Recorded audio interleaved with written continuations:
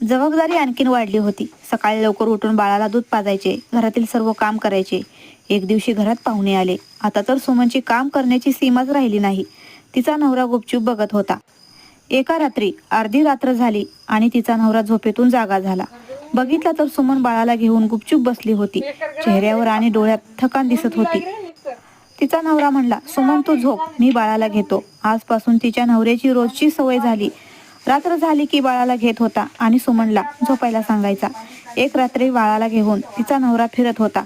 त्याच्या आईची नजर त्याच्यावर पडली. आईने विचारले, अरे मुला, तू बाळाला घेऊन फिरायला लागला आहे, सुमन कुठे आहे? तो म्हणाला, आई सुमन झोपली आहे.